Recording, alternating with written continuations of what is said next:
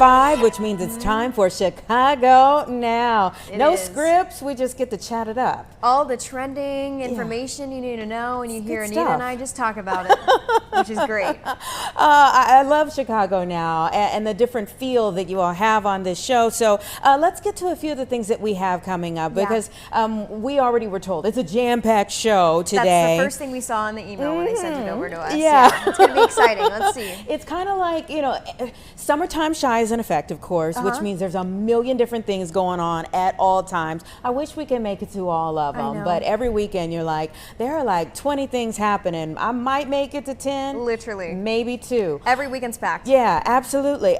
So a lot of the activities are on the water. You just got back from being on the water. I was just on the Chicago River, on that one of those little retro boats. So cute. Talking about Venetian night happening next Saturday. I mean, there's events and events and events and events. experience. Yeah, yeah. But it's always nice to spend the morning on the water, regardless. Of course, and Roseanne was on the water today too.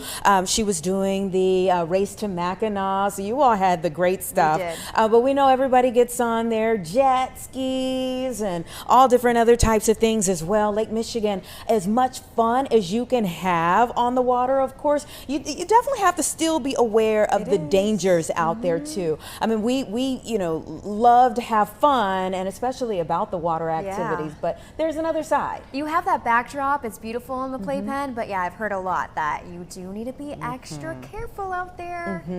Fun can sometimes mean a little bit of danger. Not to be Debbie Downer, but we'll talk all about it, break it down for folks. It's just to be informative. We want everybody to be safe while they're having some fun. So we're definitely going to talk about that. We want to make sure that you are ready for that. The other big thing is that it's wedding season. It is. Have you turned into a bridezilla yet? It has been wedding season for me the last year. No, I don't think a bridezilla yet. Honestly, you said wedding season the last year. Honestly, I think I'm getting to be more chill bride, because at this point I'm like, I'm done making decisions. You guys just do whatever. What it is. It's out of my control now. You guys are gonna do what I suggested, lightly suggested. No, it's your day. Or I know, but I don't want there to be like people mad at me all day and like all bitter because I had to do one thing or another.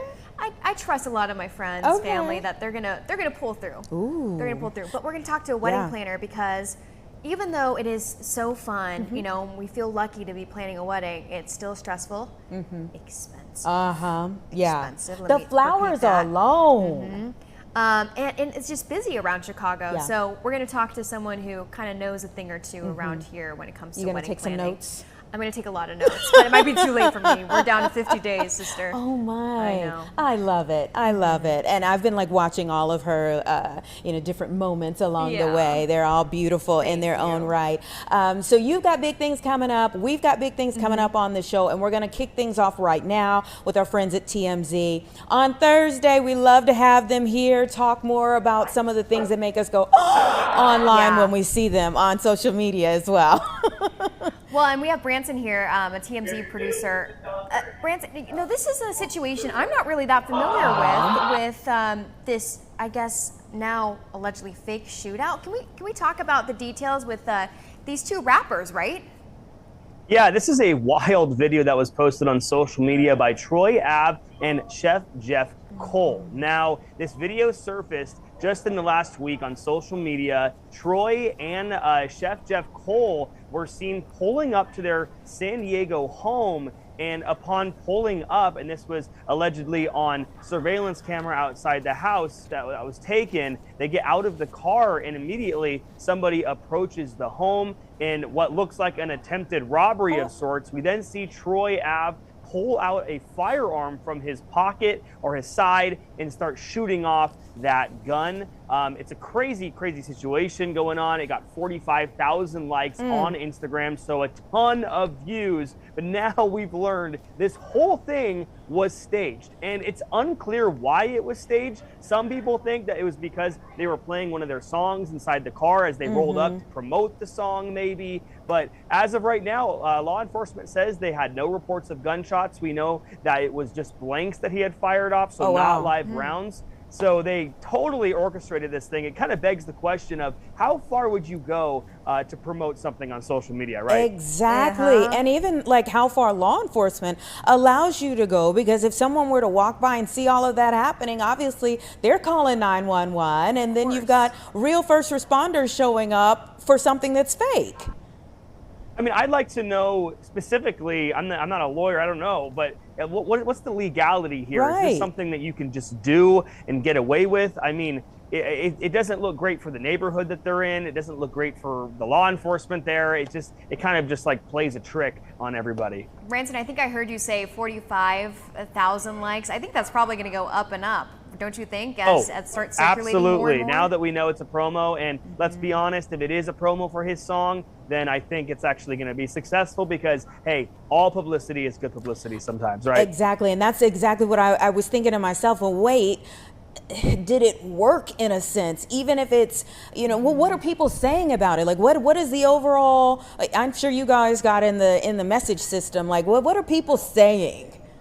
Well, if you go in the comments section, it's really just a back and forth. That's kind of how it is when these things go down. A lot of people are defending. Usually the fans of this artist are defending them, and then there's other folks that saw the news story online and they're coming in and they're super upset about it. When I went in the comments on Instagram or on the place that it was posted, it was just a back and forth. People thought it was funny. Some people thought it was reckless, that this is stupid, and now it's kind of encouraging people to start doing this kind of thing, because this might just be the least of our worries in terms of seeing a video like this. We might see something even worse come out if this becomes a trend. That's crazy. And of course, we have seen big publicity stunts for people's music coming out. Maybe some people didn't even know these folks' names, and now they do. Let's change gears a bit. There was the story this week about Dan Rivera. Okay, a paranormal that ends up dying in mysterious scenario with a doll that's connected to all kinds of weird stuff for years. And he's been on tour with this said doll, right? Exactly. Dan Rivera, he was the lead investigator, senior investigator on this this tour of Annabelle. Everybody knows Annabelle if you've seen the movies. We all know the Warrens that are behind that, which is allegedly based on a true story where they said that this doll has a demonic presence. Now there's this Annabelle haunted tour that they take the actual doll and they go around the country, they display it in different cities, and it kind of just gives people an idea of the history and everything behind the doll, the history behind the Warrens, their paranormal experiences. Now, this is where everything takes a turn. On Sunday, in the middle of the day, we're now learning more details about this death. Dan Rivera, who was very high up in this tour, told his friends that he was with outside the hotel when they were out together that he needed to go back to the room to rest because he was feeling ill. And time goes by, he's not responding. They end up going to check on him, and they go to check on him and they find his dead body. We don't know exactly how he died, but now this has opened up a massive conversation, can of worms online. People are now pointing back to the history of this doll. They're saying, look where this happened before, look where it was displayed before, and other people died over here. If you really do the research, it's actually really interesting. This actually happened in Gettysburg, Pennsylvania, where he actually died. And they are going to continue the tour. We just found out. Despite this. What? See, I'm shook because I did not know that this had happened before, because we did the top 5 yesterday of most top 5 creepy dolls. Annabelle, of course, #1. But like you said, there's a lot of speculation that's going to come with this. Do we know, did Dan have any pre-existing conditions, health conditions that we don't know about yet? That's the thing, is that we don't know anything about what happened to him. And I hate to say it, but this is only going to make people want to go to the tour more. There are people out there that are very, very into this this Annabelle doll. They are just fascinated by its history.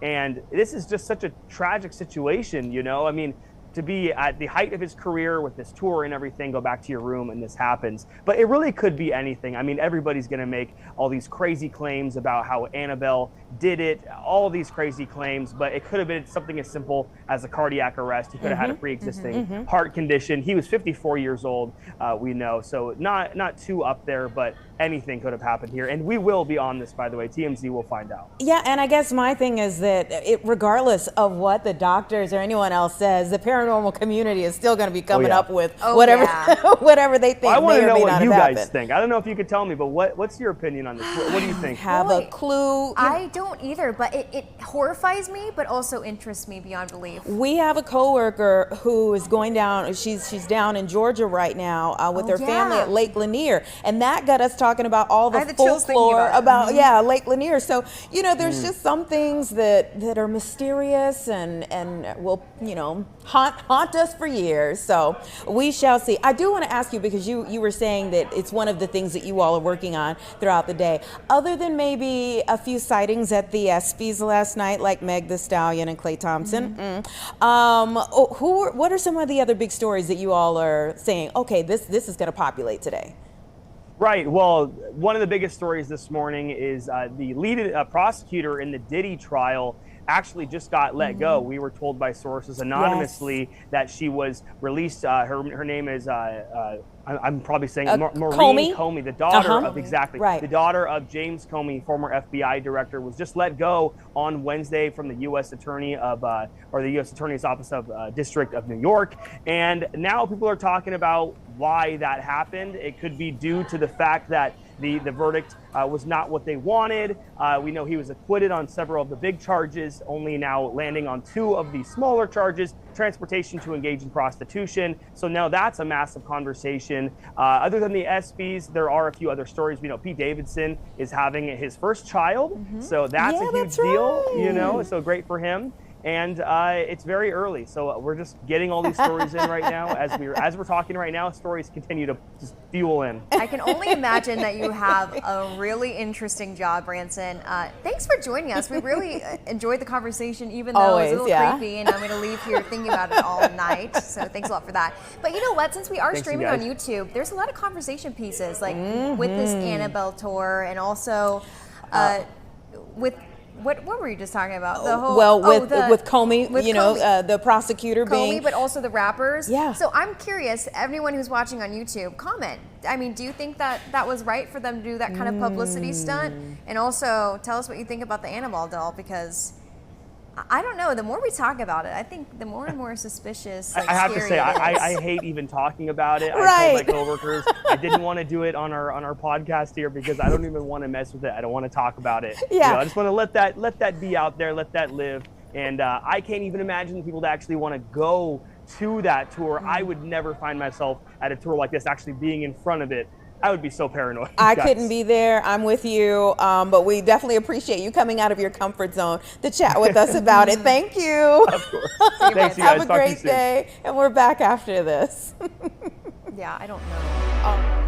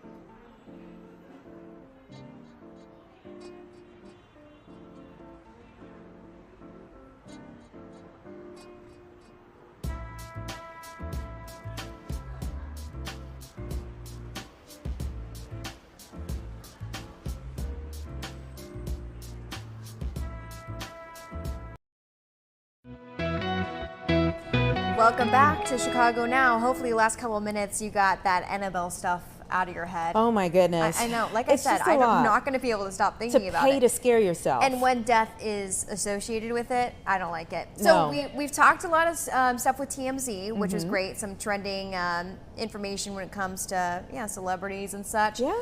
Now we're going to be talking wedding planning, but first we got to talk about Summertime Shy, and a big draw for a lot of people is, of course, the lake. That's right. You know, everyone wants to get on the lake. You have a lot of fun on the lake, really regardless of what you're doing. You know, even if you're just sitting on the beach, or maybe you take your dog out and let them run out there. Obviously, the playpen is the place to be each and every weekend. So the fun is to be had for sure, but then there's the opposite side of it. The we just want to make sure that you're aware of, you're prepared for, I think, more than anything. So we want to bring in meteorologist for Chicago's National Weather Service, Richard Castro, to talk a little bit more about what happens when the conditions change out there. It can happen fast. Absolutely. And right now, literally today, we're dealing with it. The waves went up from about a foot to some places like off of Michigan City, 8 feet within a couple hours. Wow. So, wow. and when the waves build like that, that's when it becomes much more likely to have dangerous currents, rip currents, currents near any sort of shoreline structures. So it really can happen quick. And the other thing is that it doesn't have to be an advertised dangerous day. So today we have what's called a beach hazard statement in effect.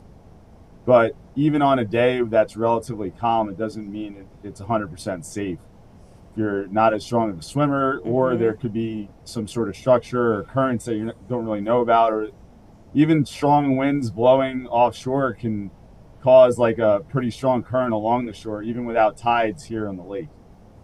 I think it is interesting because my cousins were just visiting for the first time from Southern California this last weekend, and we went to the lake, and they were taken back. They're like, it looks just like the ocean. But then they go, oh, but you know, it's not as scary because there's no big waves, there's no rip currents, there's no, and I said, no, girls, actually there are. So what are some things or some signs you should really look out for? I know you mentioned maybe some, when you are going to a lake and thinking about going into the water. Well, I would say one of the best recommendations is that if you can, go to a lifeguarded beach, because they're going to be the experts in terms of assessing the conditions. So we put out the forecast and assess, meteorologically, if it looks like a day that's going to likely be conducive to causing dangerous conditions. The lifeguards themselves, the aquatic managers, the lakefront managers, are going to check the beach in the morning and decide, what sort of restrictions they're going to have. Are they going to shut down swimming for the day? Are they going to restrict you to waist deep swimming? And then you don't have that at an unguarded beach. Not that you shouldn't go, it's just that, extra level of safety. Parents, keep an eye on your kids. Demographically, young males are the most likely to unfortunately be involved in any of these incidents that do happen every year on the Great Lakes. Yeah, and I think when we see or hear about rip currents, it's always really important to actually talk about, all right, so if people get out there, the conditions do change quickly. How do you survive being in a rip current? Because it's not, I think, what you typically would think of without hearing it from someone like you. So the term that the Weather Service at NOAA has used for decades was break the grip or the rip, basically. But it's that one here in the Great Lakes. We actually have like a Great Lakes Water Safety Consortium that kind of deals with the unique issues on the Great Lakes that make them at times as or even more hazardous than ocean beaches. And a great safety term that they came up with that I think it's easy to remember, it's called flip, float, and follow. So if you do get caught in a rip current, the number one thing is to stay calm. People get themselves into trouble when you kind of get the feeling that this is some unknown force that's just going to drag me out into the lake for miles, which isn't true. The current ends. So if you're at a beach, you're not that far out and you get caught in a current, you're not going to get dragged out all the way into the middle of the lake. But it is a scary thing to get caught up in and not realize what it is at first. So if you are caught in a current that's pulling you out and you're in uncomfortably deep water, which can happen, you want to flip on your back. And because people thankfully can float, most of us, some better than others, you want to flip and then flip on your back and float. And basically kind of, you could wade, elementary backstroke, anything that you can do that helps you calm down. And then follow, and then basically go out of that current because it's actually a finite area. So you could even see it, if you look at aerial overhead photos, you could see kind of the murkier nature of the water wherever there's a rip current flowing out. When the waves are breaking, then there's a channel in the sandbar that's where the rip current's going to flow.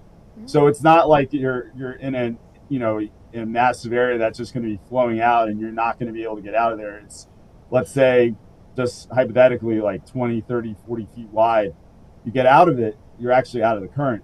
And then you're able to, you know, if you're on your back and you're floating, you're not panicking, you're not swimming against it, you're not using your energy, exhausting yourself, and then you can actually just get out and then get back in closer to shore. So flip, float, and follow. Flip, float, and follow. Got it. Okay. Flip, float, and follow. That's yeah, something that's easy for kids to I think remember that's too. when I heard that term, I said that's one of the most effective ones. I'd only heard some of the typical messaging over the decades by NOAA, but it's a really easy one to remember, and I think it's a really good one to keep in mind. You know, July and August are the most incident-prone months of the year on Lake Michigan. Since 2010, there's been 105 fatalities related to dangerous conditions. Wow, that's a lot. According to the database.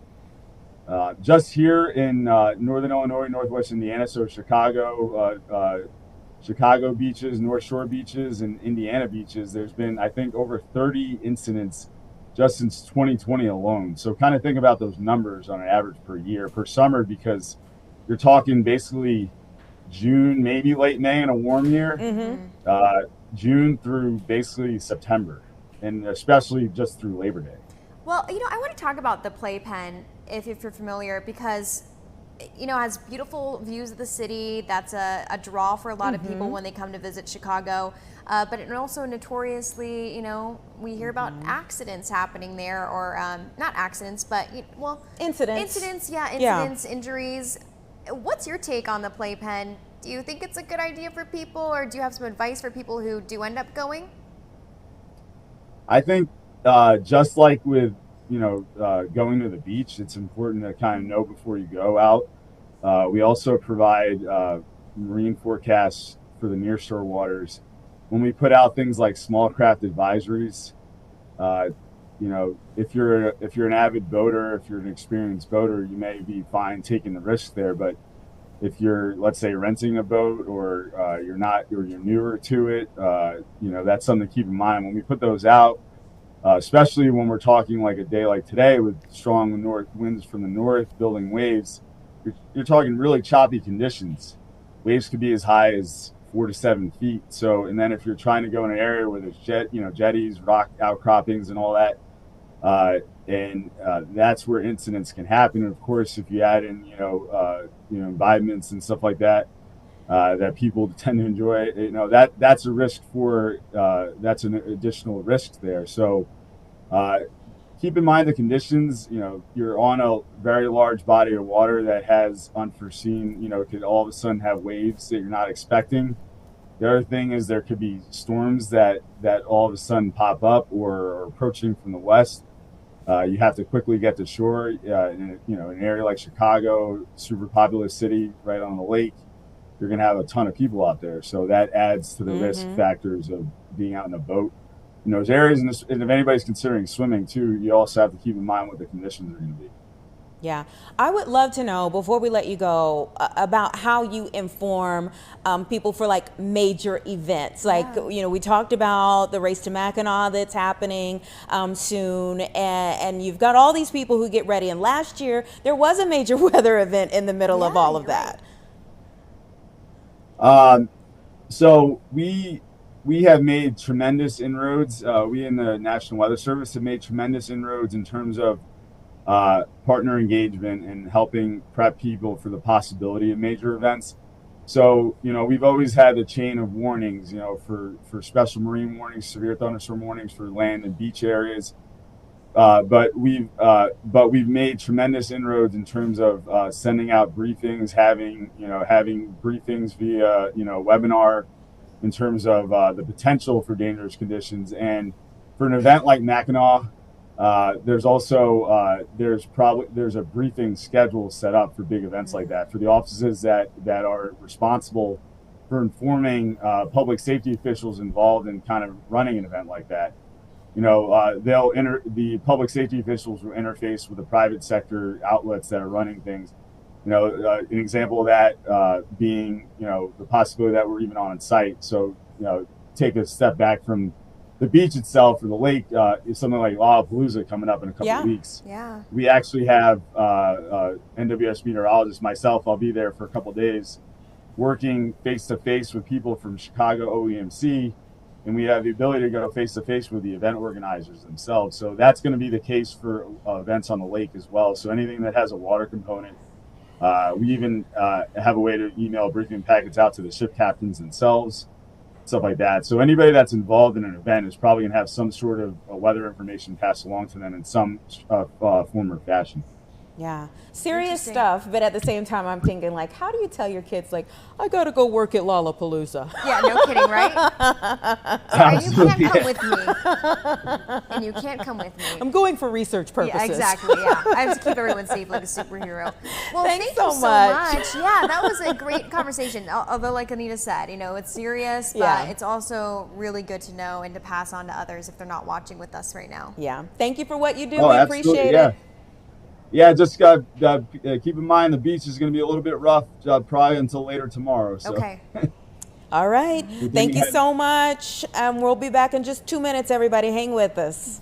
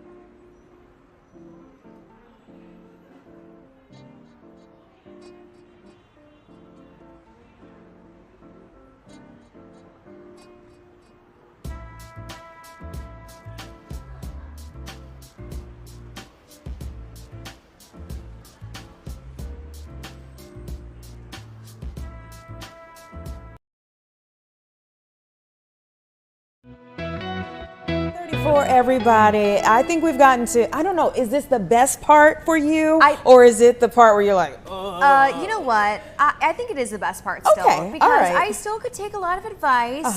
Anita knows my wedding's here in September in Chicago, and I'm in the thick of it. I am in the thick of it. Actually, it's funny because last night I had to wake up my fiance. I said, I can't sleep. I keep on replaying moments, or what I assume are going to be moments of the wedding, and it doesn't necessarily stress me out. It's just like I just want to sleep. Are they moments where you're like, so sometimes if I'm preparing for a big event, I'm picturing myself there. Picture like falling or something like that. Luckily, or is it no. like, and I don't want to picture falling. It's more like, okay, I'm asking this person to go here, like kind of organizing. Okay. The day of. All right. Well, speaking of organizing, we're going to help you out a little bit. We have Jordana Jaffe, who is a wedding planner extraordinaire, who's joining us to help you and so many other fabulous brides out there get themselves together for the big day. And I should say brides and grooms. Yes. You know, because they should, the men should have a part in this too. They should. Does mine? I don't know. Jordana, I kind of want to get right down to of business because I think a big talking point is how expensive weddings are. Not only here in Chicago, I bet also in Denver as well. But let's talk about what are things that we can save on right off the bat that maybe brides and grooms should be thinking of before they get engaged. Yeah, well, thank you so much for having me. Congratulations. Thank you. I definitely think, I mean, there are so many different kind of corners people can look at within their wedding space of just like, where can I kind of shave off a little bit? I think the biggest things that I always recommend to my clients is just prioritizing your non-negotiables. Start by identifying what matters to you most. Is it the food, the music, the dress, the venue? You know, that priority starts there, and then you can kind of cut back on the rest. This just helps you allocate your budget with intention instead of just trying to do everything. Yeah, and I'm sitting here thinking like maybe some of the non-negotiables are somebody else's list on top of your list for people. Like maybe the list doesn't need to be as long as it is. Exactly. Cutting your guest list gently, if you will, is a big factor in everyone's budget. Trying to limit to those who you really want to celebrate with.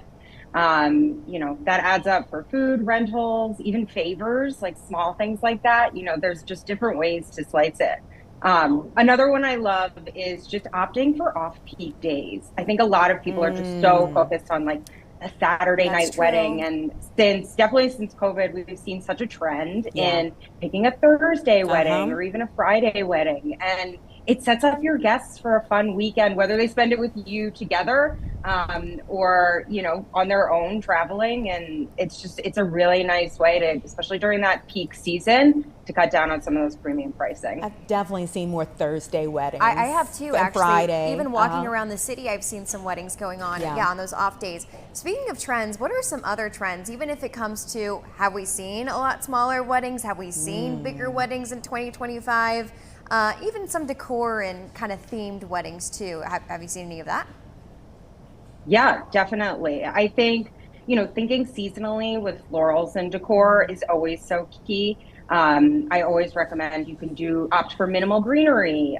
We see a big trend in that kind of like white and green colorways. And then also choosing in-season flowers. I had a client that loved to go to the flower market. She was really into floral artistry. And so being able to kind of move away from those, you know, really classic over-the-top floral arrangements into something more minimal is definitely something we're seeing an uptick in. All right, I want to get to the controversy. I guess any of these could cause controversy, but I think I know what it is. The open bar debate. I hear so many people. I feel like every wedding party has it. Get us your take on open bars. Should people have them? Should it be like an hour and then you go to like, all right, if y'all want to really go in all night, you paying for it at this point? What should people do? I always recommend, depending on the couple's budget, that, you know, you opt for your favorite. So most couples have a favorite cocktail. Signature cocktail is a perfect way to kind of slice down that open bar. You're not necessarily having an open bar, but you're serving spirits, which everyone loves. Another great kind of way to circumnavigate that is just doing beer and wine, or you could do rosé and wine, or rosé and beer, if you're having like a nice summer wedding. So I think, you know, there are so many different ways of doing it, but yes, the open bar is kind of a trend that we're seeing fade away a little bit. I think everyone always obviously loves an open bar, but definitely no one loves a cash bar. So I would say if you can give your guests something that they can enjoy, whether that be a signature cocktail or a pared down bar, that personalizes it a little bit and still makes it exciting for your guests. I went to one wedding where they did BYOB. I went to one wedding where they had signature cocktails that were like named after like pivotal moments in their relationship. I thought that was super cute. What are some things that you've seen, Jordana, that have really like been like, oh, that's such a good idea, I'm going to recommend that to others? I think people have gotten really creative with the welcome gifts. I think as we're starting to see people kind of pare down their wedding sizes, whether it become a micro wedding or a destination wedding, you know, they're having smaller guest lists. And so they're able to kind of let their creativity flow in other areas of the wedding that feels more personalized to them. And just kind of like having fun with it, letting them show their personalities through these little moments throughout the wedding, whether it be the wedding gift or maybe like in the program for the on the aisle. You know, there's so many different ways of doing it, but I think that allows your guests to see, you know, how your love came to be or how you guys are as a couple, and I think that brings just an added touch to all your guests' experience. You mentioned destination weddings, and I have to go back to our conversation this morning on Good Day Chicago about family moons. What is your take on having the family around for the honeymoon? I figure if you have a destination wedding, everybody's already out there anyway. It's true. Right. Yeah, I think that's definitely something we're seeing. Somebody mentioned to me the other day about a family moon. I think it's incredible. I think if that's your style and you want to be able to continue celebrating with your family and friends, go all in, do it, especially with a destination wedding. Everyone's already out there. So that's where I think the opting for an alternative day comes in. You can have people for your wedding on Thursday and then all continue the party and celebration throughout the weekend. Yeah, so I love it. I think it's true. great. More the merrier. I think you made an important point. You know, you don't have to feel so pressured also to be so mainstream with your wedding. Unfortunately, I am not taking that advice. She's like, you make a good point that I'm not taking. We also have Jenna behind the scenes, who I know is planning your wedding too, or technically two, right, Jenna and Delaney. So we have a lot of people, and we're chatting. One big expense, back to budget, is printed good, you know, paper, the invitations, the menu cards and stuff. Are you seeing more people just like go away with that and do digital invitations and more QR codes around the venue? Yeah, QR codes definitely for sure.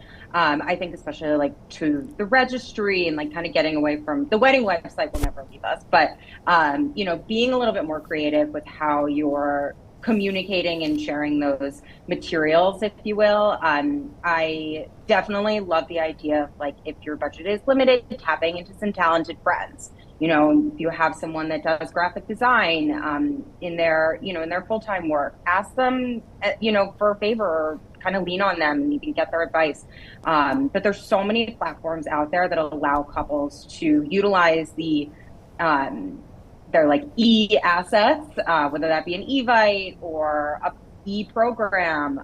I've seen couples do where they have the QR codes on the chairs. So all guests are clicking into the QR code for the program. You know, there's so many opportunities of like, if you don't want to print and you want to either save on that or, you know, kind of hold off on using all the paper, there's so many different avenues. Yeah, I feel like in my mid-40s, I've been to like every kind of wedding imaginable at this point. And I think you see a lot of different things, like everybody kind of makes what's going to work for you. Let's talk about the food, because I've seen some folks where maybe they only feed the wedding party, and then some folks who, you know, feed everybody who comes. Obviously no one wants to go into debt into marriage, so how do you advise people on feeding folks? Yeah, we definitely don't want you going into debt and heading into your marriage. I always say you can opt in instead of a plate at dinner, which is just as beautiful. You know, try food stations, try family style. Family style is a really elevated way of like kind of taking the buffet style and moving it onto the table. It allows guests to engage with each other in a really interactive way. And it, you know, it's not as kind of like, okay, table one up and now table two. You can even opt in for a food truck. You know, that again shows the couple's personality through feeding their guests. And I think they're really fun, and you know, they can often be more budget friendly.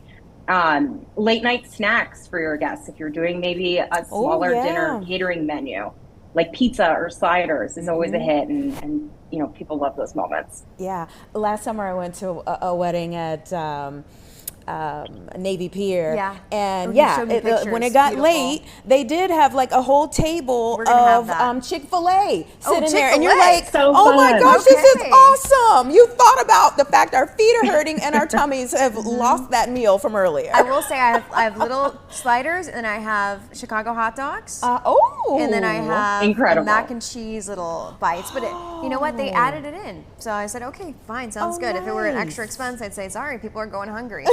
You know what, Jordana? You're going to think I'm evil. You're going to think this is Bridezilla of me. You could never be. I I've had several people, family members, approach me. I'm the first to get married on my side in a while. So on Brendan's side as well. Asking me if they could do a speech at the wedding. Oh boy. I'm having to cut down the list. Is it evil of me to say, you guys have 2 minutes, that's it? Not at all. Just blame it on your wedding planner. Okay, there you go. Done and done. Have somebody there to get that mic. But I mean, 2 minutes is enough, right? I told someone that, and they're like, Gabby, you can't cut them off at 2 minutes. Where are you going to have a timer? And I go, well, I'm going to set my expectations, and we'll see. 2 minutes is enough. You can say Weddings, a lot, funerals, church, whatever it is. Get somebody needs to grab the mic. Yeah. Yeah. You've You been must so deal fun with to a chat lot. with. Okay, is there anything else you want to say to our budding brides here in terms of managing the stress of this process? I think the big thing for me as a wedding planner, telling my couples who are maybe thinking about hiring a wedding planner, you don't have to go it alone. Parents, friends always feel like they can help out, but it's always so important if you want someone that's more of an expert in the field that can help guide you. You don't have to, again, blow your budget on a full service planner. That's not always necessary. A day of coordinator is like that perfect middle ground. And they'll be able to work with you those kind of key weeks leading up to your wedding, right before your wedding. So it's a smart option if you enjoy the planning process, but you want to be fully present on the day, and that's the most important thing. So good advice. Something to think about, and yeah. Well, Jordana, Thanks you for have having no me. idea how much I appreciate this conversation. Anita, I'm you gonna had let you know great if it works. questions. Oh, we'll see. So many good questions. We'll see. Hopefully I can sleep before then. Okay, Take Jordana, care. thank you. We still have a lot to talk about. We do. On Chicago Now. 2 minutes. We'll be right back after this break.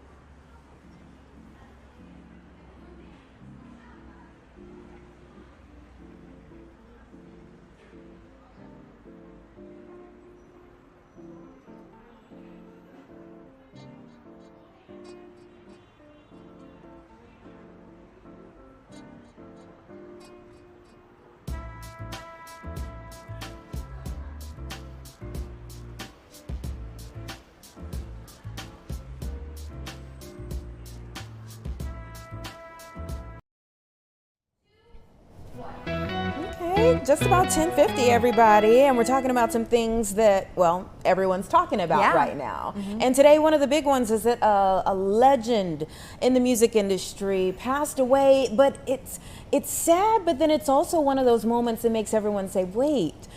She just went viral. She did. And she was able to see it before she passed. At 87 years old, Connie Francis, known for the song right now, Pretty Little Baby. You've heard that on TikTok trending right now. Here's a picture of her when she was, or a video of her when she was young.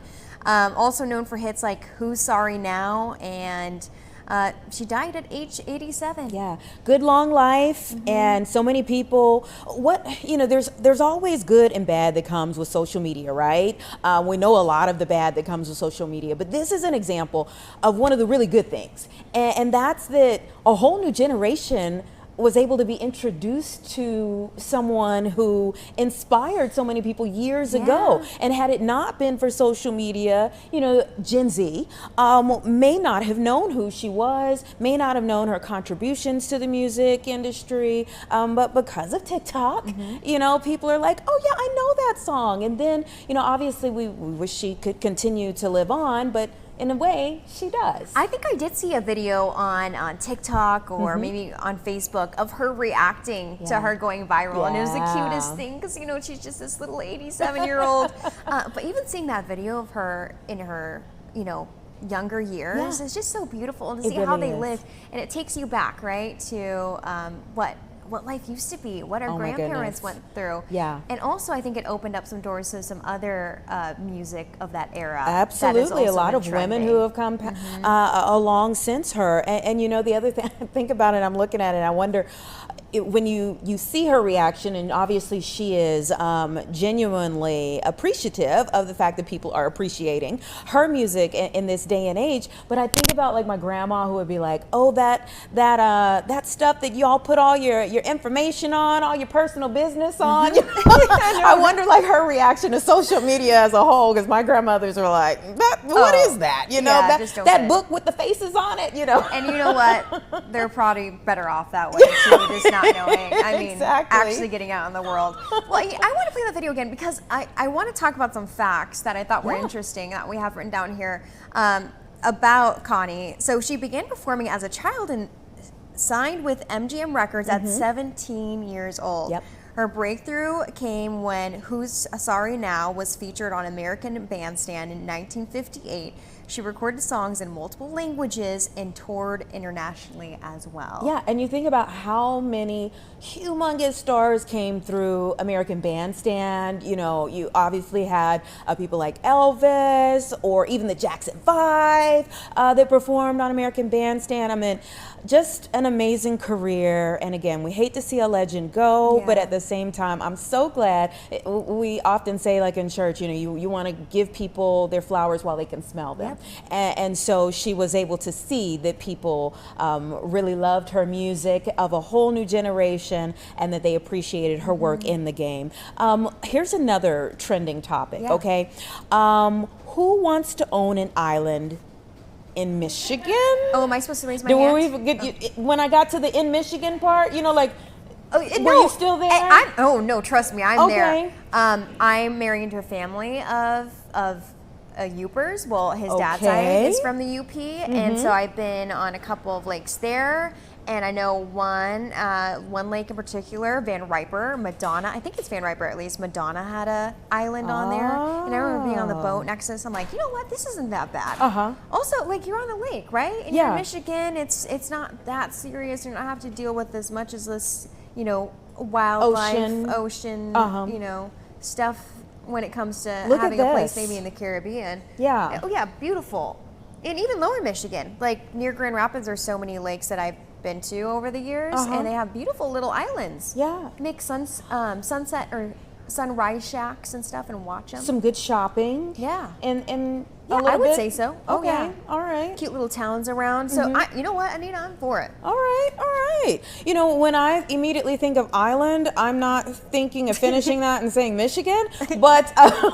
You know what? I'll get one and I'll show you a good time. Okay. All right. I'm with it for at least just a quick getaway. I think it would be great. Like if you owned a little piece of property sitting right there in the middle of the lake, you go whenever you want to, just a little woosah time. You might need the woosah time after planning the wedding, and then once the wedding is over and you get back from the honeymoon and you want to just like, we did that. We did that. Maybe you want to go to the island and just, Well, we might have luck because it says here the DNR holds land auctions annually, offering properties, it says, don't fit its mission of conservation, recreation, or economic development. Yeah. Well, we can also switch that around and make it economically developed. Yeah, like I could put a little bar on there and people can come visit me. I mean, Is it really a rule? I don't know. I don't know. But if you find out, let me know. Oh, you'll be my first visitor.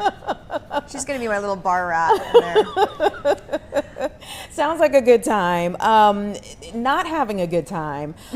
This situation with Tomorrowland. Okay, so they were getting ready for this huge festival, and then look, this is what happened. It's a horrible video. I mean, flames, so sad. Smoke for miles. Everything is just up in smoke, and they're saying they're still gonna have it. And this happened yesterday in Belgium. It wasn't like this was a few days ago. I mean, people have flown out already. Just 2 days before the music festival was supposed to happen. Right, exactly. So, you know, I mean, you don't, this gives a whole new meaning to Fire Festival, but it's a real one. This is a real one, yeah. But because people are already out there, the organizers of the festival are saying, hey, we're going to figure this out and we're still going to give you a show. I really appreciate that. I do too, level actually. Of dedication. Yeah, you're right. Yeah. I mean, at this point, this festival is so big and so well known that I don't even know how many participants, like how many people bought tickets for this. So it is nice. Yeah, and I think that people really appreciate when organizers of events, you know, like clearly, even in, you know, we were talking about wedding planning, but like no event goes off without a hitch. Like there's always going to be something that happens. Obviously, you don't want some massive fire, but when something happens, like what is plan B, C, even if you have to go to Z, to still help us to have some type of good time, I appreciate that. You know, there are certain times when things get canceled and then you're like, oh man, okay, now we got to go through refunds and all of that. Yeah. So at least this helps to do something. You know what, I'm seeing it now. Tomorrowland draws over 400,000 people each year and is known for its massive, visually striking main stage, and you're seeing it there. But it looks like other parts of the festival grounds were not affected. So yeah, like you said, they probably have a plan in place, which is amazing that at that scale they could do that. Yeah. But at least it wasn't everything. At least it wasn't everything, and the folks who are already there will get something. We hope you got something from Chicago Now in this first hour. There's plenty more to come. There's a whole new hour to come. I know. Yeah. More trending topics. Let's see. We have Justine and Tia who are standing by, and I know they are going to chat it up with you for another hour. So thanks for being here in the first hour. You'll see them in 2 minutes.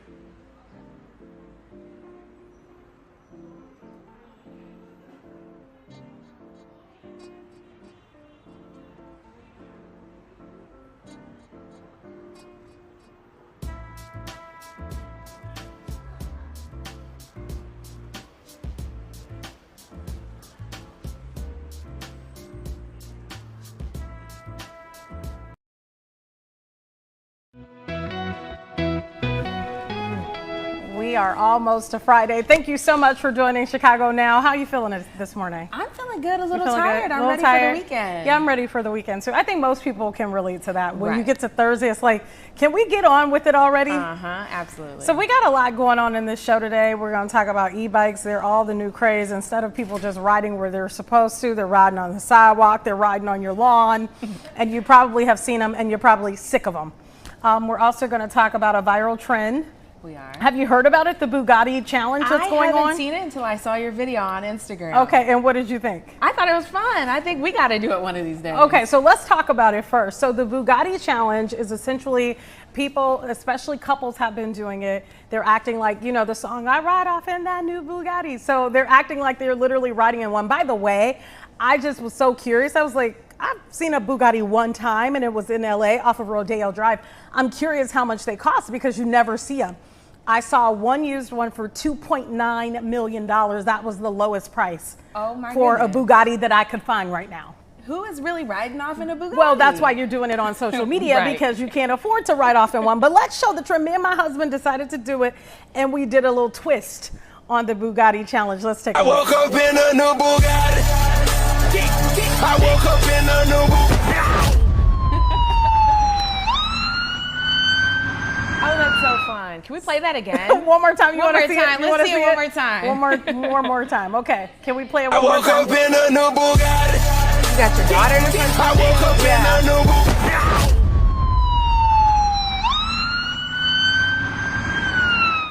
Okay, so clearly the real question is, how did you get an ambulance? We know people in high places. No, his friends actually own an ambulance company. And so that was actually pre-recorded. I'll put you in on a little secret. So we said that for a lot of our videos, we would end with him in an ambulance. And so that was pre-recorded last year, actually. And we don't even live in that neighborhood anymore. That was last year.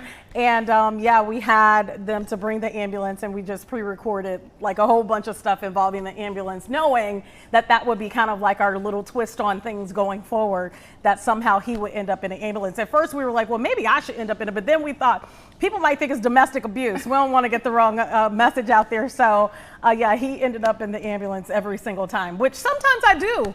If you're married, sometimes you do want to put someone in an ambulance. You just don't do it, right? Right.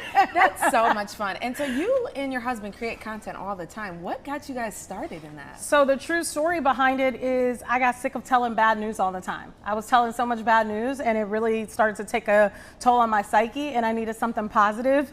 And, you know, there was no ChicagoNOW at the time. And I had done a show that was on Fox called Later with Leon, which was like an evening show. It was really fun. And that had gone away. And so I was looking for another outlet for my creativity and something to make me happy. And so that's how we started doing the reels. He's a jokester.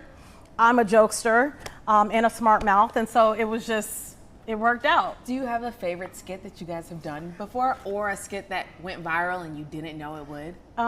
It's a lot of them that have gone viral. Honestly, I don't watch the numbers. He's an analytics person, so he looks at the numbers. I never really noticed until he's like, look at this, it has 2 million views. And I'm like, oh, wow. The one that I like the most is, it was about nails. My nails need to be done right now. And it was like how women expect their husbands to respond when they get their nails done. Right? Because, you know, you can notice a new hairdo or something like that, but oftentimes men skip the nails. They don't even notice the nails. And so in this reel, I had just got my nails done and all of a sudden the Amazon person shows up like, whoa, look at those nails. A delivery person, another kind of delivery person shows up like, whoa, look at those nails. My husband, my baby's in on it. My daughter at the time, I think she was 1. And that was probably my favorite one because and then my husband FaceTimed his best friend and even he was like, whoa, look at those nails. So it was just a cute play on how, you know, in relationships, sometimes how we want people to respond, but we know they're never going to respond that way. Similar to that trend where people were getting married or engaged and they just kept putting their fingers. Yeah, they're in like people's always faces, like, look, this is my ring. Yeah, they're so always fun. doing that. Yeah, very fun. That's fun. Yeah, I love social media. I think it's a great way to connect with people that are used to seeing you in a professional light in terms of TV. You know, I'm filming these in my house, so it's not like, you know, we're renting out a space or something like that. Like, it's really my house. And sometimes people are like, wait, you moved? Like, people notice the craziest things. We're like, wow, you got a new picture on the wall. Do you feel like people notice you more from TikTok or recognize you more from the news? Interestingly enough, more people recognize me from Instagram. Okay. Most of the reels on Instagram. People follow them on TikTok too. But a lot of people know me more from my skits. The news, especially the younger generation, because you got to remember they're not turning on the TV. So they're like, wait, I know you from somewhere. And then they'll see my husband and they're like, wait, y'all the ones doing the trends on TikTok and Instagram. And I'm like, oh yeah, I do that too. I'm also a journalist, which has been, I kind of went to college for it. But since you want to recognize me from social media, that's cool too. So I'm curious about that. Do you ever feel like because you post these fun, like silly skits on Instagram that you're not taken as seriously in the journalism world? I thought about that at first, and I think that we're living in a new time where you kind of got to get over all of that. When I first got into this business, I had actually created a Facebook page, and I remember someone saying, get off of Facebook, nobody cares what you're doing. Back then, that was kind of like a thing. And I thought about that, but at the end of the day, I got to be my authentic self. And I think that's what you get on Chicago Now. You get my authentic self. So why not portray that in every aspect of my life? So I don't mind showing my kitchen. I mean, if you show up to my house, I got some for you. It may not be a cookie, but I don't mind welcoming people into my world. There are limits, of course, but I don't mind. No, I think it's fun. So if you guys aren't following Tia, that clearly means you gotta follow Tia. Yeah, you gotta follow our page. I'm Tia on TV, but our couples page where we post all of our skits and stuff is Early in Tia, and it's fun. I think people enjoy seeing people laugh for a change, let loose, and not be so serious. So I think that's why people resonate with it, and to see a married couple do it. Right. Because a lot of times, people are into social media on their own. Maybe the wife is into fashion or whatever, and rarely you see someone kind of open the door, let you see like their true life, their kids, whatever. So, do you guys ever butt heads with the creative process of it, or is it a pretty smooth process? I mean, essentially, you're a husband and wife working together. Yeah, the only thing we butt heads on sometimes is. Sometimes he's like, well, we can film it in our room. And I'm like, no, I don't want nobody to know what my bedroom looks like. They don't need to know. My kitchen is cool because if you came to my house, that would probably be the first place I would welcome you. But what's the chances of, some random person that, no shade, that you may work with, that you're like, well, let's go in my bedroom. Right. You know what I mean? You wouldn't do that. So when it comes to things like that, where I think it's like your personal space, yeah, I don't want you in it. I'm good on that. So we bumped heads on a few things like that, or like we live in a world now where people can find anything. Like, don't show my front door because it's so distinctive that someone may be able to say, oh, you live at 2522 Michigan Avenue. That's not my address, but you know what I mean? Right. I think a lot of the times parents especially, bring that up. Like, don't post your kids' school, don't post these identifying factors because people are a little weird. Like, we were talking yesterday about the women who would pull up and get salads and find someone through their salad. Find the guys. You never know what's going on these days. So you kind of have to be a little protective in certain situations. No, you should be protective. I hope that nobody would try that with me. But Tia is not the one. I'm not. Try it with somebody else, not Tia. I like to play, but don't play with me. You understand? So and I actually posted that today. I like to play, just don't play with me. But yeah, I think that but we are in a public space and people are curious about things. So I kind of dropped the curtain, so you don't have to be as curious because you're kind of invited. You're getting a seat at the table. So hopefully people respect it and don't go too far. That's a great way to look at it. Yeah. So coming up, we are going to be talking about I think we're actually going to talk about it now. National Urban Beekeeping Day is on July 19th. What? Did you know there was a holiday for that? I did not know that. I do know that there's been an influx of beekeeping in the city. I did a story not too long ago on a school that started teaching this, kind of like urban farming, et cetera, and they were selling the products, which was awesome. And it helped students in high school learn how to maintain a business. So I know it's like a booming thing now, and it helps the environment. It is. So I got the chance to go explore a apiary, which is where bees are kept here in Chicago. Where? What side of town? It was on the south side. Okay. So you wouldn't know that there's so many of these like beekeeping areas in the city of Chicago. I believe it was 16 in the area that we were at. Okay. So that's a really fun thing, and it's great for the environment. So let's see the video. You may not hear them over traffic, but bees are busy making honey right here in Chicago, and their keepers just as hardworking. My business is called Bugatti because at the time I didn't have a car and I did everything by bicycle. So I had a bike with a trailer hitch and I was pulling a little trailer with all the equipment on it.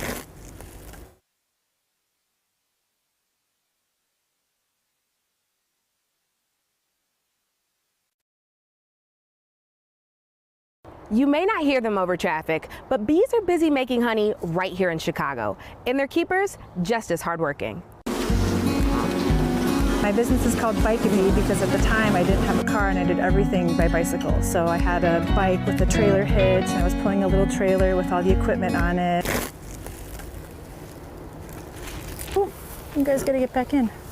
What goes into maintaining and keeping these bees healthy and great for the environment? In spring, we're getting our bees, you know, they're waking up from winter, they're out flying again, they're foraging. Whenever the temperature is above 45 degrees and sunny, the bees will be out and flying. So once that starts consistently happening in spring, we start splitting the hives in half. We get new queens from a queen breeder that we work with down south, and we create more colonies. So we're just like duplicating and multiplying and growing all these, you know, colonies. You said put this part on? Yep. Urban beekeeping is this extra special thing. A lot of people think, you know, city wildlife, like none of that makes any sense.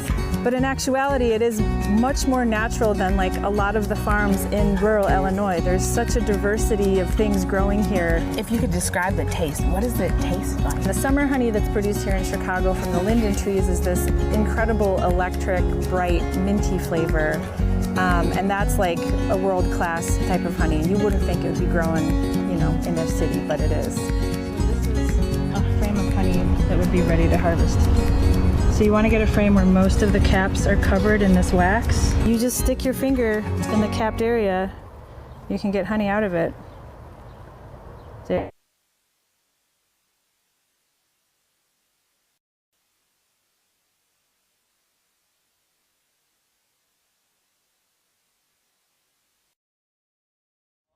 So this particular apiary is in Inglewood, you said? It is, okay. Yes. And that was such a cool experience. Did you know that bees, the honeys that bees produce, taste like the flowers that they get the nectar from? Okay, so we're gonna taste this. So we're gonna taste some. Well, you tell me what it tastes like. You're not gonna taste it? Well, I already know what it tastes like. Oh, you've already tasted it? I've already tasted it. Okay. I was at that farm snacking, so. And they also say it's good to like get honey from like the area in which you live, especially for people with allergies. So let's see. It's very fresh. I mean, why we gotta have this silence while I'm tasting it? So it's very fresh. We literally stuck our fingers in the hive. As you could see, there were bees flying all around. It was such a cool experience. I was so nervous, but she made us feel very comfortable because the bees were calm. If you're calm, the bees will stay calm. So give me your flavor. So it's interesting that I wore this yellow today, not knowing we were playing this story today. I'm up here looking like a bee. It's very pure. I don't know. Listen, I don't know how to describe honey, so bear with me, but it's like a pure, light flavor. Like I feel like most honey that I've had is very heavy, and I feel like that's very light, but it's very good. It's very good. So we got it from Bugatti, which is a company here in Chicago. The flavor palette, she described it as minty. So I know once I say that, you can probably taste that mint. It's because of the trees that were in the area. I feel like it would be really good in like a green tea or something. It's very good. It is really good. I'm not sitting around eating honey on a daily basis, but it is very good and the best way to describe it, it's very light. It's very refreshing. Yeah, it's very pleasant. I really enjoyed it. And listen, I'm not gonna sit up every morning and scoop down honey, but it was very good. Yeah, it's so interesting to see what's really going on in your communities, because I was asking her, are people upset that you have bee farms essentially in their neighborhoods? Yeah. And she was saying that people love it, that she gives out free honey to the neighbors, that they think it brings in different flowers, and it really supports the community. And so what is the benefit of having this in the community? What does it do environmentally speaking? So for the environment, it helps with the flowers and the plants and bringing in just pollinate, they pollinate. So there's a lot of, this specific one was in a community garden. So they partner with a community garden. It helps with all of their fruits and vegetables that they're growing. There's so many great benefits, and bees are really good for the environment, and especially honeybees. What I didn't know was that honeybees don't necessarily sting. They don't go after you, where wasps, they're very different. But honeybees are very chill and very calm, especially if you treat them very calm. She had told us to wear light colored clothing because they see in different colors. So if we're in light colored clothing, they're more likely to be like, okay, this is a moving figure, I'm not gonna bother it. If we had, dark black on, it'd be like, wait, what's going on? I'm seeing some floating hands. So, I wonder, how do they feel about yellow? Because everybody associates bees with the color yellow. I believe, don't quote me on this, but I believe she said not to wear yellow. Which is interesting, because we're always like, ooh, look at me looking like a bee. And it's like, they don't like that color? What are you doing? Exactly. I think it's just great to have in the community, because a lot of our communities, sadly, on the south and west sides, are going through really food deserts. So to have like this community garden and her giving away free honey is really helping the community, in the long run. It was an incredible thing to go see, but you can check. Were you scared? I gotta ask. And you said, wait, we gotta come back on this shot. You said you're allergic to bees. I am allergic to bees. I mean, that's the whole part of the story. How do you buried the lead? So I am allergic to bees. But something in me wanted to go do it, and I trusted her. I'm a journalist. I'm going to do it for the story. I was so excited, a little nervous. I had my EpiPen in my bag. Yeah, I was going to ask, what happens if the bee shows up like, hey, Justine? Right, I had my EpiPen. She gave us that full outfit, so I had a full thing that covered my face. My photographer, Stefan, and I went, and we both were extremely nervous before it even started. We were like, okay, yeah, how are we you don't feeling? know how they're feeling. Exactly. But she was so knowledgeable. She actually teaches courses in Chicago on how you can be a beekeeper. And so I felt very comfortable being around her. I didn't get stung. There were, as you can see in that video, there were bees flying all around my head. I even held an entire hive up at one point, barehanded. So it was a really cool experience. And so you consider yourself an urban farmer. I mean, you have tomatoes and such. Are you now gonna go into the beehive family? I thought it was so cool. Not Beyonce, actual bees. I thought it was so cool. I actually spoke to my mom after I was done shooting it, and she was interested in taking a class and learning more. I think I'll just stick to my tomatoes, not really bees, because I don't know if I trust myself, but it was such a cool experience. I don't think a lot of people realize how much water bees need.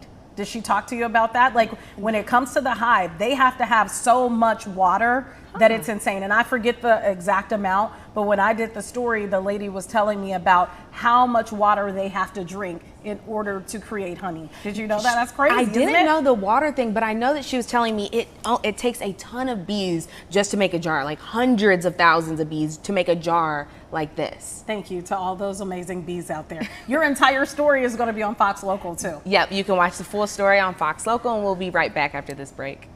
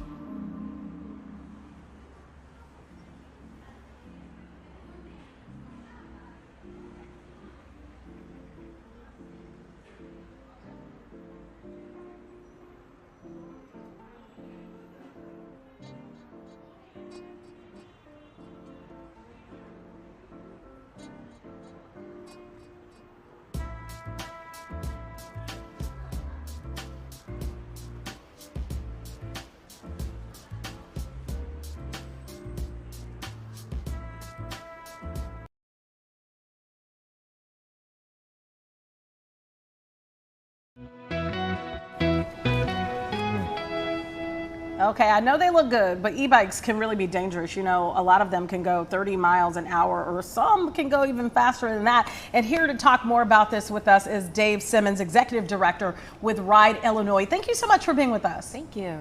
Good morning. Yeah, happy to be here. Let's talk about some of the restrictions, because we have seen some suburbs in our area crack down on this. What suburbs and what exactly are they cracking down on?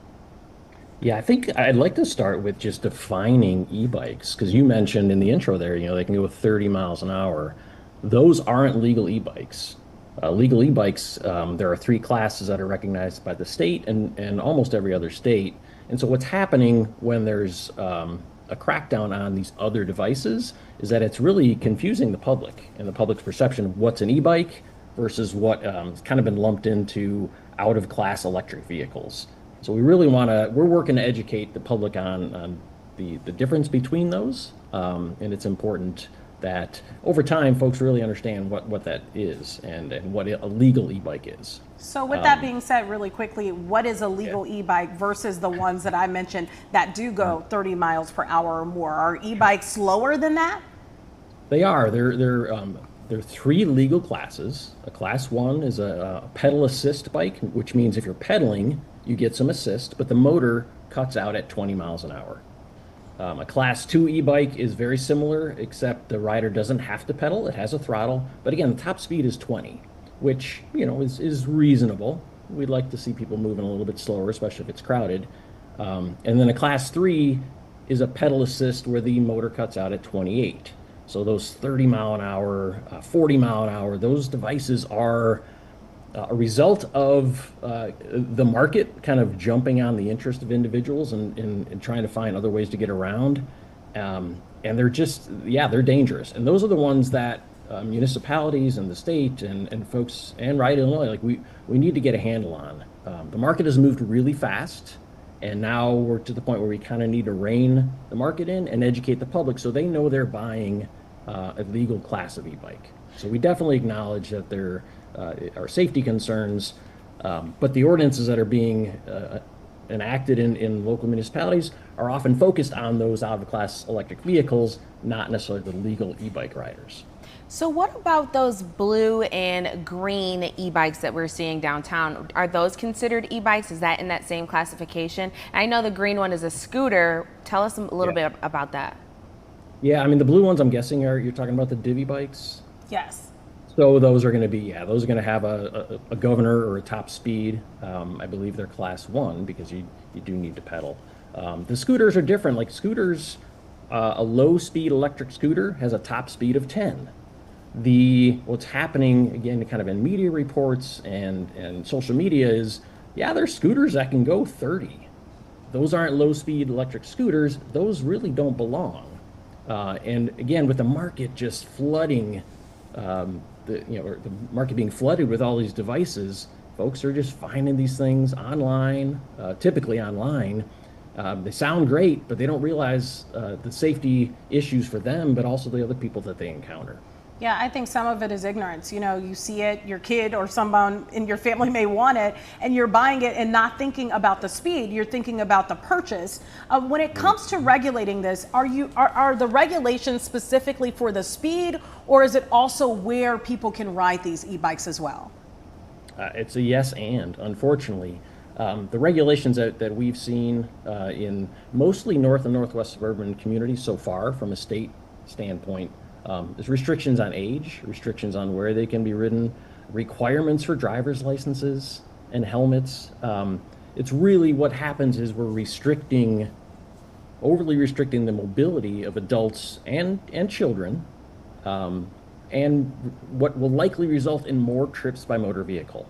And I think it's important to point out that over 99% of roadway fatalities and serious injuries are caused by motor vehicles. So this strict crackdown on, we just call them like e-mobility devices, which include e-bikes, it's misdirected. It deflects the attention away from the real issue, and it's concerning because it's limiting, we think of, say, low-income individuals and families, individuals, whether they're young or old, limited mobility, folks who can't drive or choose not to drive or don't even have access to a motor vehicle. those folks are now limited in how they can get around. And it's clear to us that that portion of the population, and that population exists in every community, is not being considered when these ordinances are being enacted. From what we have heard from others and read in media reports, it seems like these ordinances are being enacted in closed doors without public input. And if a topic such as this, that has such an impact on how people can move about, really needs to be developed with robust public input. And that could be on, the folks who are admittedly have been, startled by someone going too fast, but it's also the people who need and want to use these things to get around. So as we look to the future of transportation, we really encourage municipalities to embrace these modes. Yes, focus on public safety, but embrace these modes. Figure out how to integrate them, how to educate the public. Don't, have a strict crackdown, which basically says, if you want to get around this community, you're going to have to drive. Or if you're a kid, your parents are going to have to drive you there. It's really a bigger view. Sorry. No, I'm so sorry. What are some of the precautions, the safety precautions that people can start doing to make it a better thing for the community and safer for the community? Yeah, it starts with the point of purchase. Make sure you're buying a legal class of e-bike. Whether it's online or at a bike shop, an e-bike by state statute has to have a very clear label that says class 1, class 2, or class 3. If you're buying a device that doesn't have the label and has a motor greater than 750 watts, it's not a legal e-bike and really doesn't belong on roads in Illinois.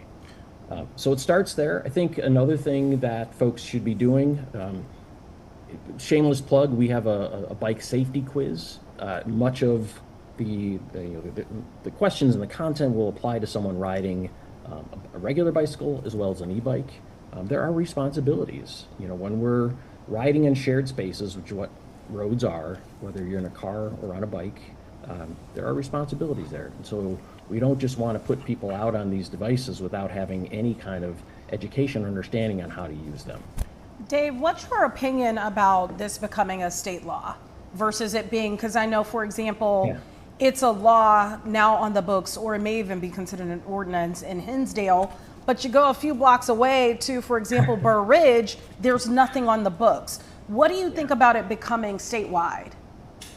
Well, the state law that exists currently, which says class 3 e-bikes, you have to be 16. E-scooters, you got to be 18. Like, those are in the books. Those to us are common sense. I think where we would like to focus, and something we've been talking about internally and with partners, is a state law that defines out-of-class electric vehicles. Right now, those don't belong, or they don't fit in any legal definition. So we really want to be able to define them and then give municipalities the ability to decide where they belong. But in that point, it's a discussion that does not include the legal e-bikes. Like, they should be considered differently. So our hope is we can get a law passed, you define it, and then the municipalities that have passed ordinances go back and revise those ordinances to clearly distinguish between these different types of devices. So Illinois is a home rule state, so communities can do what they feel is best for their residents. So even if a state law were to pass, I think we'd still see more restrictive ordinances being enacted. I think what's being missed right now, and certainly in our opinion, is they're not common sense, and they're an overreaction to what folks might be seeing out on the road. Say someone is riding an e-bike in a town that they're allowed to, but then they cross over to a town that has these restrictions. What kind of trouble could they be facing? Yeah, and right, that's a great situation because a lot of these communities that have enacted ordinances are adjacent. Yeah, you could be a 16-year-old in one community and it's perfectly legal to ride, and then you go to another community and it requires you to be 18 years old. Another community requires you to have a driver's license. So the repercussions really range from fines, which, we have some guidance, and I'll share it with the producers, some guidance of how to kind of go about the discussion. But start with fines, impounding the devices, And then one community, which happens to be my community, Elk Grove Village, it threatens to take youth into police custody until an adult or a parent can come and pick them up. That is really confusing. If I'm a 16-year-old, I'm trying to get around maybe to a summer job or trying to get to school or something like that, am I willing to take those chances? Do I even know where the municipal boundaries are? The fact that these ordinances vary so widely is really concerning, and it shows that they really were developed seemingly in a vacuum, and that the communities are not talking to one another as they're rolling them out. Dave, if someone is watching this right now and maybe they are confused, because it is a bit confusing on where and who and all of that, where can they get more information if they're a parent that wants to know?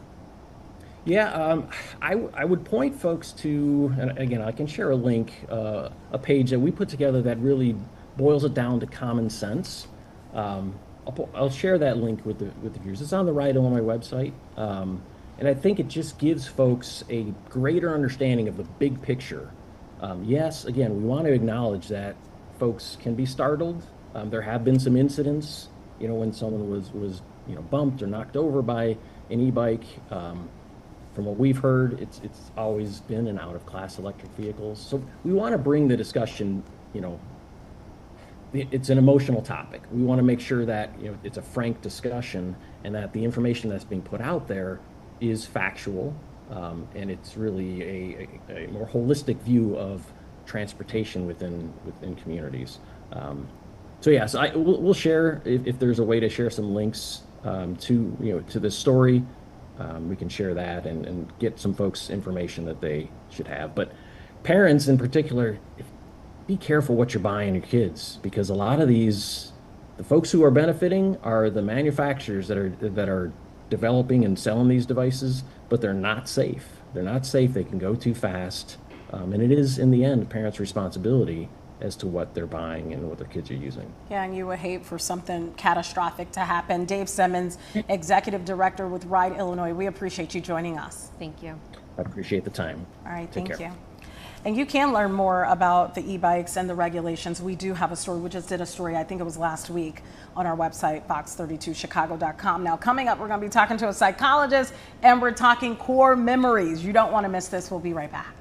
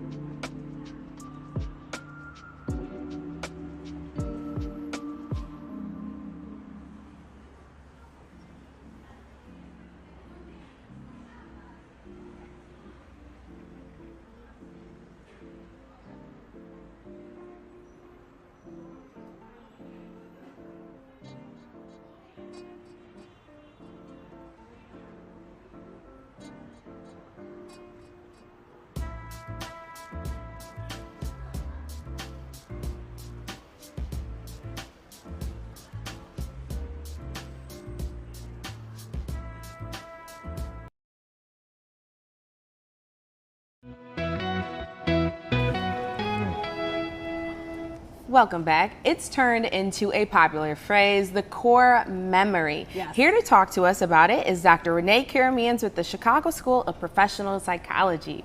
Hi, Dr. Karamians. Hi there. So can you first tell us what is a core memory? Well, a core memory, what in kind of the more scientific community we call flashbulb memories, are kind of emotionally charged memories that typically have some sort of meaning to the individual. So, for example, it may be that you rode your bike for the first time. This is a novel kind of event, and there's a lot of rewards, kind of rewarding feelings involved with it, which we have, dopamine release in the brain. It might be something emotionally charged, spending time with grandparents, for example, for a summer. So typically there's some sort of emotional aspect to it versus a kind of memory of like, what color shirt did I wear yesterday? Which, if you ask me what color shirt I wouldn't be able to remember. So that's kind of the difference. Now, doctor, why is it, for example, I'll be in my kitchen, I'll have my phone 1 second, I sit it down, can't remember where the heck I put it, but then I can remember something from 8th grade, and here I am almost a senior citizen. Why is that the case when it comes to our memories? Yeah, well, again, it's that kind of emotional aspect that kind of what we call tags the memory. So remembering something in 8th grade, that event that you're recalling probably had some sort of meaning to you, probably had some sort of emotionally charged aspect to it that, putting your phone down somewhere does not. So the brain tends to remember things that engender emotion, and that's kind of what tags the memory to be recalled later on. And then obviously, if it's a pleasant event, we rehearse pleasant events in our minds. So you can imagine, you went camping or did something when you were a child. You reminisce, you talk to family members about it, and you kind of rehearse that memory in your mind. And then that helps to kind of keep the memory stronger. Again, as opposed to putting your phone down somewhere where, that's not a substantial enough event to kind of spark the brain into incorporating it for a long period of time. So you talked about how pleasant events can be a core memory. What about negative events? Is that a possibility that they can become core memories too? Absolutely, yes. So our brain is wired to tag negative memories also. And so let's say, let's take it from a perspective of a child. If a child does something that causes pain, I remember when I was a child, my parents told me not to do this. Was before homes were child-proofed. I stuck a little safety pin into the electric socket and got quite a bit of a shock. Well, that was a kind of a negative memory, and I remember that very vividly. I never did that again, obviously, because the emotional aspect, the amygdala, the area of the brain, that kind of sets off an alarm that says this thing that you just did is dangerous. That is very close to the hippocampus, where memories are kind of stored and then distributed to the cortex for long-term storage. That is the kind of thing that you're going to remember as well, is that this caused pain, and you're going to remember that. Why is it, doctor, when it comes to issues of, like, for example, trauma, maybe you had a very traumatic childhood, for example, some of those memories are like almost completely forgotten? Why is it that people have that reaction as well to some memories? Yeah, well, that is moving more toward into Freudian kind of psychodynamic theory, where so events that are extremely traumatic are then repressed because perhaps at the time the mind is not ready to process that information, and those memories are repressed, meaning they're essentially put aside and not given access. And and this is primarily done by the frontal area of the brain, the prefrontal cortex, where you may at some point dream about those things, but then when you wake up, you won't remember those dreams because, again, the cortex wakes up when you wake up, and then it represses that again. So what we do through therapy, psychodynamic therapy, is we try to get those repressed memories to come forth and be processed by the individual's mind. So things that are too traumatic tend to get repressed, and that's why that happens. What are some tips to increase my core memories or help my memory on regular everyday tasks? Well, you know, there's no real way of doing that I know of. I mean, you know, core memories are formed when there's, again, some sort of joyous event or some sort of a, you know, something that is meaningful that happens to you. So, you know, short of perhaps, you know, spending a lot more time with friends and spending a lot more time doing things that you enjoy, that's kind of the only way that I can think of to have you facilitate the development of more kind of core memories. Just good advice.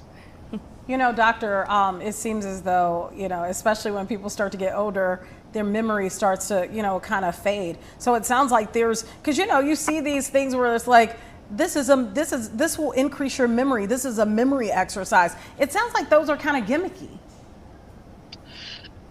I believe a lot of those are gimmicky, especially the ones that are kind of game based. You will get better at the game. Obviously, you'll do better, but that won't generalize to your everyday life.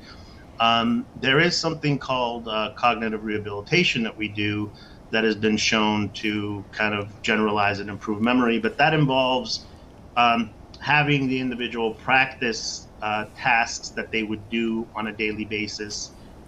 So then it does generalize because they're practicing tasks that they would do on a daily basis, like, you know, paying bills and things like that.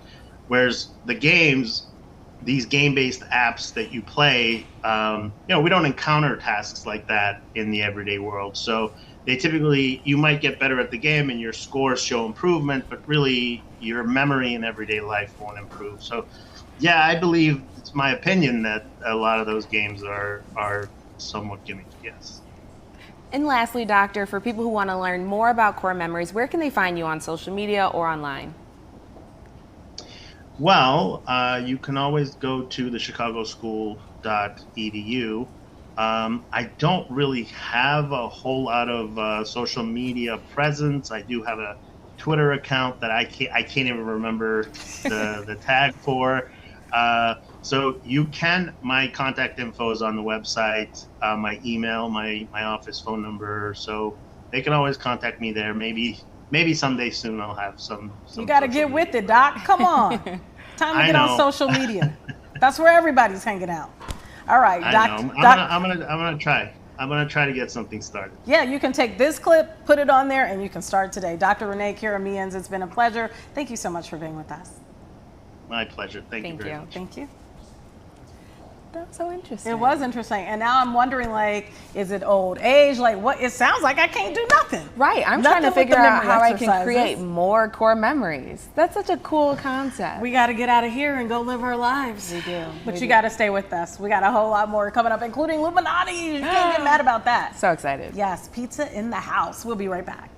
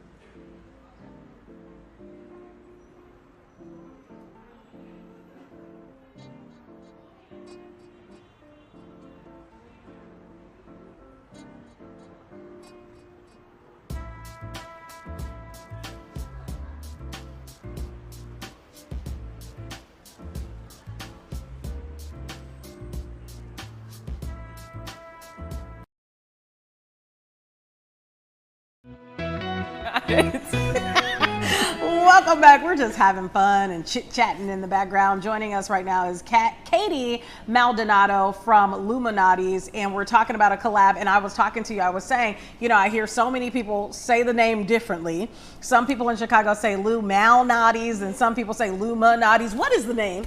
Illuminati's. Got it. So you pronounce that L. We're talking about a collaboration today, one that I've never seen before. We're talking Portillo's and Illuminati's together. What's on this pizza? Yes, so this is our new Chicago Dog Deep Dish. It launched yesterday at Illuminati's full service restaurants. It's the best of both brands. So can you tell me what exactly is on this pizza? Because I'm seeing a bunch of different things. Yeah, of course. So you have Lou Malnati's flaky buttery crust with our mozzarella cheese, our vine ripened tomatoes, and then we worked really closely with Portillo's to match those flavors of a Chicago style hot dog. So you have Portillo's hot dogs chopped up, you have onions, sport peppers, diced tomatoes, celery salt, and then it's baked in the oven and topped with mustard and relish. What? And it just works.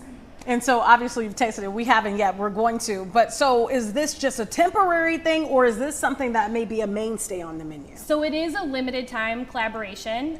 It's available while supplies last. So we recommend getting in and trying it. And so we got to go to the pizzeria to get it. You do, yes. Got it. So talk to me about how the collaboration came about. I know it was just National Hot Dog Day, but it wasn't National Pizza Day. What started that? Yeah, so we worked with Portillo's back in 2022 when we launched our Italian beef deep dish.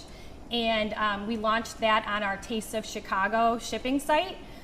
So this time around, we wanted to create something fresh in our restaurants that people could enjoy, but still celebrate iconic Chicago food.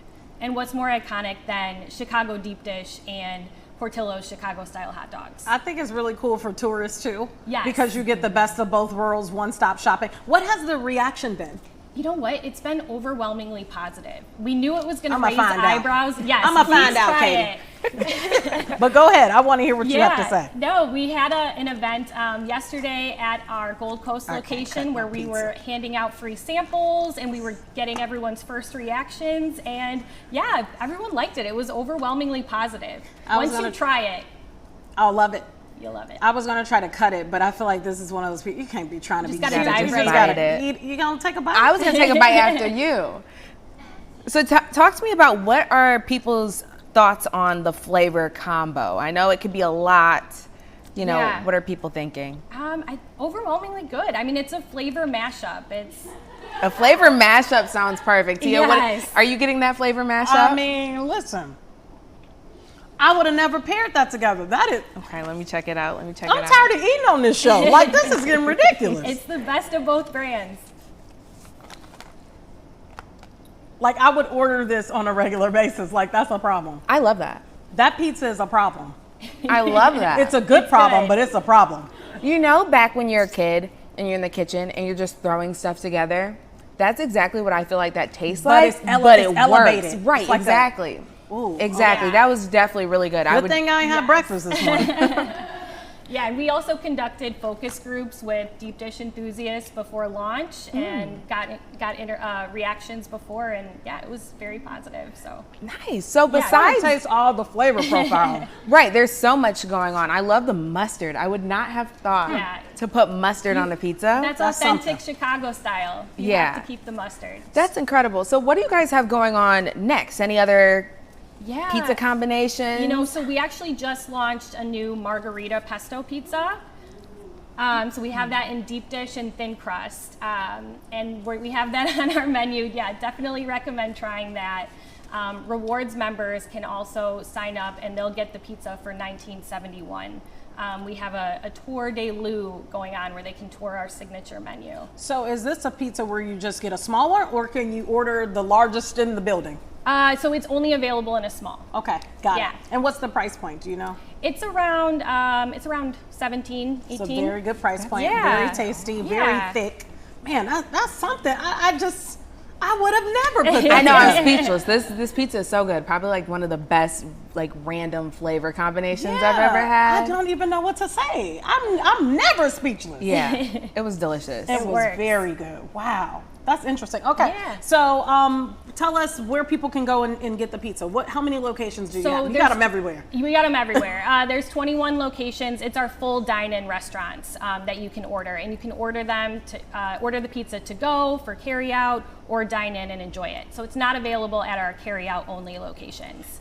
Let me ask you something. Was this tried a few different ways and then people tasted it and it was like, okay, we like this one the best before you settled on this one? Yeah, we went through, our culinary team went through a few different iterations until, we got that recipe just right. Do you think this would come back next year for National Hot Dog Day too? You never know.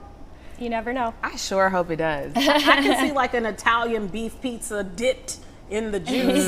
Like that could be next. You got to join their marketing team. I mean, yeah, hey, listen, I'll take on another job for the right price. Right. Okay, can you tell us a little bit, you mentioned this margarita pizza. Is that available right now? Yes, so that's available at all of our locations, so carry out included. And I know Portillo's is also doing for National Hot Dog Week, they have $1 hot dogs for rewards members as well. So it's a hot dog pizza week. You know what would be good? What? A hot dog with pizza toppings. That could be interesting. I feel like that should be the next one for next year. Then you can throw it back to Portillo's. So you have it this time. If they take that, they need to pay. Right. We need to join this marketing team. I know. Both of us. Are we trying to get a new job? No, I love it here. I love it here. But you can never make enough money. You guys are welcome. Welcome at Lou's. Let me ask you this. When it comes to pizza, right, there's so many options out there. There's so many places you can just run in and grab a hot one, and run home. What do you think is so different and so special that people keep coming back to Lou Malnati's? Lou Malnati's it's just such a special place. Lou Malnati, he perfected this recipe. He worked at the first pizzeria in the 1940s, and from that experience, opened up Lou Malnati's, the first location in Lincolnwood. And we stick to that authentic recipe that he started. It's the crust. It's just, it does it for you every single time. And it's a secret family recipe, and it's been passed down through 5 generations. And it's just really special. Our vine-ripened tomatoes come from California, and we have a Wisconsin cheese. So it just all works. So you said it's a secret. So that means you work there and you don't even know it. You don't know it. It's a secret. Love it. All right. Well, Katie Maldonado, it has been a pleasure. I want to finish my pizza. So please do. I agree. We have more in the back for everybody. All right. Thank you so much for coming on. Thank you. All right. We'll be right back.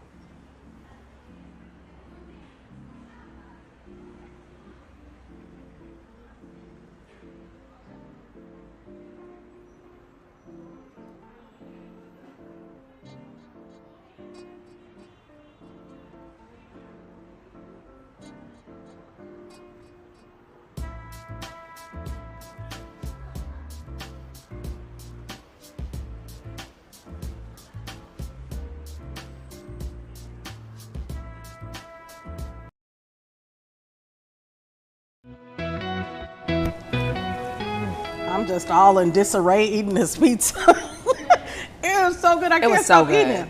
I mean, and listen, they're not paying us to say this. This pizza is really, really good. Right. We were just talking about how we want to eat more right as soon as we're done with the show.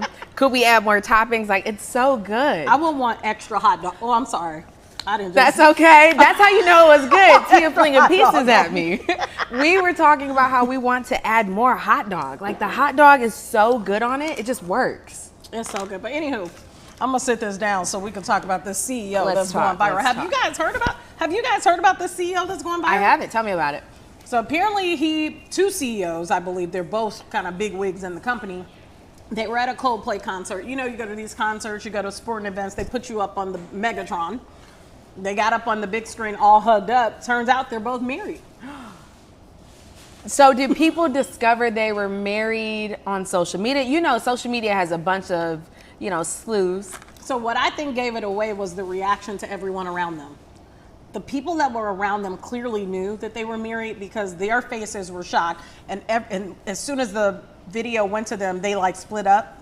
So I think it was their reaction that then caused people to look deeper. I mean, had they just been cool about it, maybe nobody would have said anything, but I wonder if they were there on a work trip or something. Like maybe they gave them tickets. They might have been working, honey, but it wasn't for no job.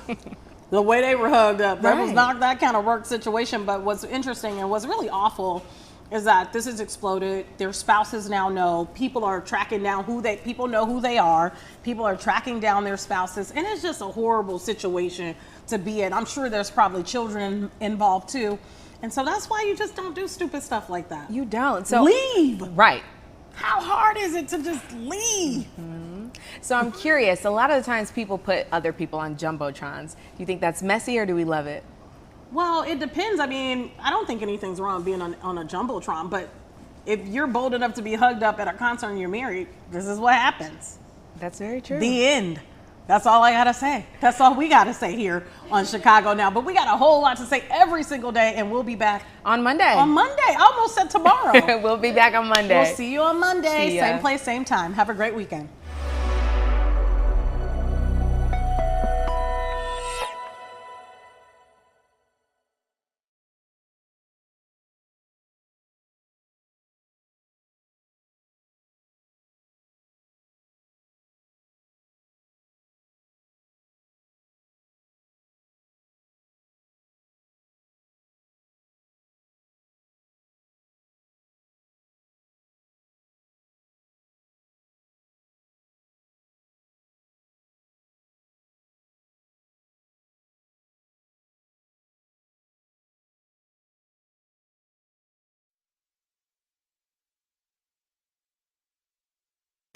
Live from Chicago, this is Fox 32 News at Noon. Now at noon, a manhunt underway after two people were killed in LaSalle County. What we know so far about the death investigation. A new push to end homelessness in the state. How state leaders and advocates are coming together for Hope for Homes Day. Good afternoon, everyone. Thanks for joining us today. I'm Sylvia Perez. Let's give you a live look outside. Right now, you see those overcast skies. What can we expect for the rest of our day? Mike Kaplan has the answers. Hey, Mike. Well, we had some rain yesterday, and that rain helped cool things off. We are now behind a cold front.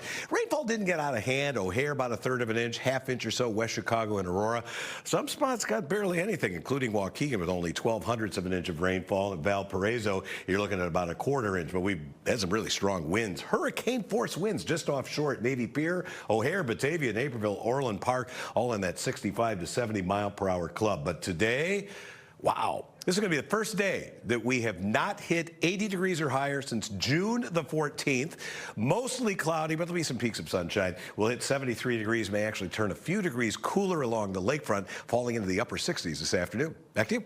All right, thanks for that, Mike.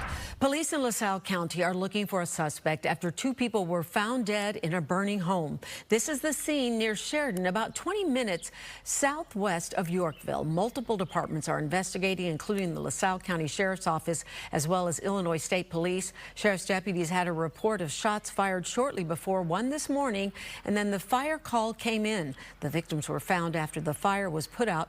We'll keep you updated on the situation. And today, the murder trial of Chicago police officer Andre Vasquez Lasso continues. On Wednesday, Vasquez Lasso's partner took the stand. He testified that Stephen Montano begged for police to kill him after the shooting. Montano is facing first-degree murder charges, among other felonies. The trial is expected to last through the end of the week. More breaking news for you. One of the 2 people convicted in the 2014 Slender Man stabbing is being released from a mental hospital. Just a short time ago, a judge approved a release plan for Morgan Geyser. In January, a conditional plan was denied after prosecutors noted that the location was 8 miles away from where the victims lived. Geyser was 12 years old when she and another girl stabbed a classmate more than a dozen times. Geyser has been held at a mental health facility since 2017. After an early morning vote, the Senate has passed a recessions bill that would cut nearly $9 billion in already allocated federal funding, that is. Democrats are now blasting this legislation, and Caroline Shively has more from Washington. Speaker Johnson, on rescissions, are you confident you can get this passed with all the Senate changes? Oh yeah, we'll get it passed. The so-called rescissions bill is now with the House. The measure clause backed $9 billion in funding for public broadcasting and foreign aid. The bill is amended as passed. The Senate passed it at 2:30 this morning. It gets us on a path to a more fiscally sustainable path.